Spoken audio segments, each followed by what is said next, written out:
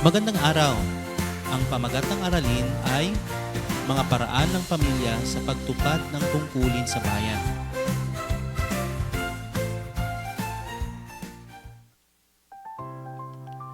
Pakikibahagi ng pamilya sa pagtugon sa mga suliraning pampolitika at pang-ekonomiya na kinakaharap ng ating bansa.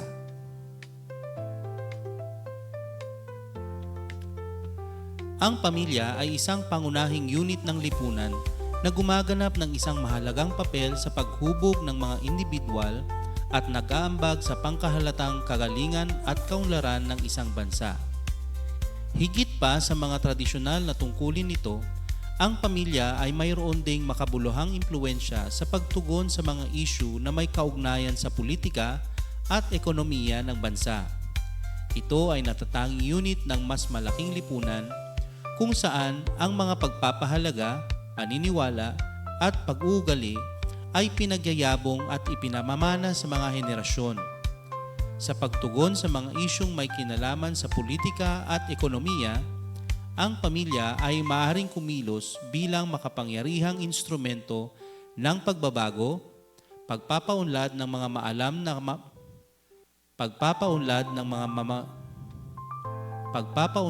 mga maalam na mamamayan, pagtataguyod ng mga responsableng gawaing pang-ekonomiya, at pagtataguyod para sa katarungang panlipunan.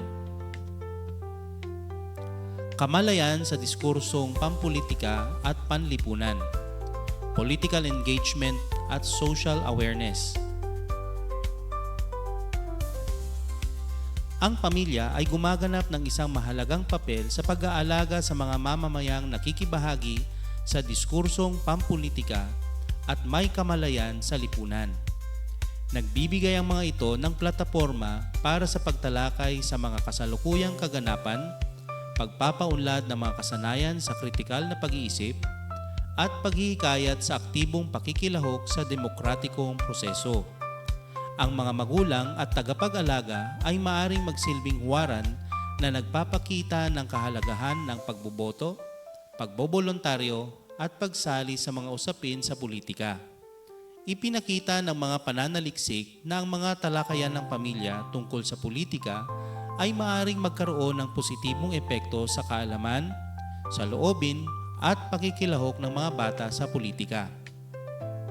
Sa pamamagitan ng paghikayat sa bukas at tapat na pag-uusap tungkol sa mga isyong pampolitika, matutulungan ng mga pamilya ang mga kabataan na bumuo ng kanilang sariling kaalaman o mga opinyon at makibahagi ng makabuluhan sa buhay sibiko. Pananagutang pang-ekonomiya at kaalamang pinansyal, economic responsibility at financial literacy.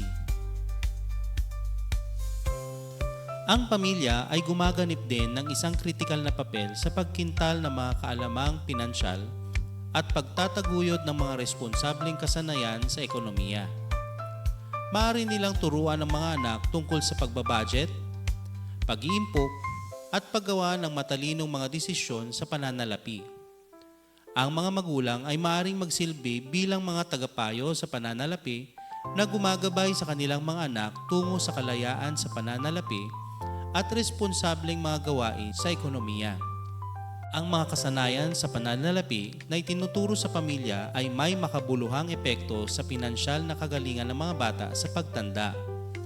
Sa pamamagitan ng pagbibigay ng edukasyon, sa pananalapi at pagpapaunlad ng positibong salubin sa pag-iimpok at pamumuhunan, matutulungan ng mga pamilya ang kanilang mga anak na makamit ang katatagan sa pananalapi at mag-ambag sa pangkalahatang kagalingan ng ekonomiya ng lipunan.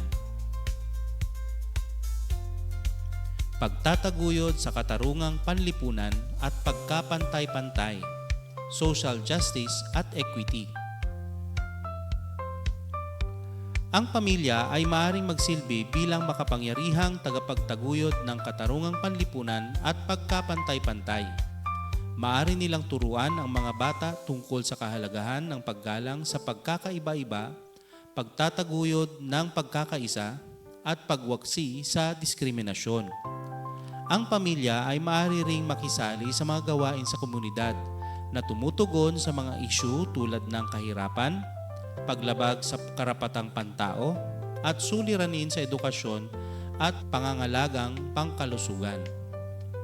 Ipinakita ng mga mag-aaral na ang pamilya ay may mahalagang papel sa paghubog ng mga salubin ng mga bata tungkol sa katarungang panlipunan at equity. Sa pamamagitan ng pagpapaunlad ng empatya, pakikiramay, at commitment sa katarungang panlipunan, makakatulong ang pamilya na lumikha ng mas makatarungan at pantay na lipunan para sa lahat. Sa pangkalahatan, ang pamilya ay tumatayo bilang pundasyon ng lipunan na gumaganap ng mahalagang papel sa paghubog ng mga pampolitika at pang-ekonomiyang pananaw ng mga individual. Sa pamamagitan ng pakikisangkot sa politika, pagtataguyod ng financial literacy, at pagbabantay ng katarungang panlipunan, mabibigyang kapangyarihan ng mga pamilya ang kanilang mga miyembro na maging matalino at responsableng mamamayan para sa isang mas makatarungan at pantay na mundo. Refleksyon. Suriin ang mga ginagawa ninyo sa bahay na mayroong kaugnayan sa politikal at pang-ekonomiya na aspeto ng buhay. Ano-anong mga gawi at pagpapahalaga mayroon ang pamilya ninyo na makakatulong sa pagtataguyod ng kabutihan, katiwasayan, kapayapaan, at kaunlaran ng lipunan. Acrostic. Gumawa ng isang acrostic gamit ang mga salitang pamilya at bayan. Sa bawat letra ng salitang pamilya, gumawa ng isang pangungusap na naglalarawan ng mga tungkulin mo bilang kasapi ng iyong pamilya na kapag iyong inaisasagawa ay may mabuting epekto sa inyong tahanan at sa lipunan. Sa bawat letra naman ng salitang bayan, gumawa ng isang pangungusap na naglalahad ng tungkulin ng iyong pamilya sa bayan.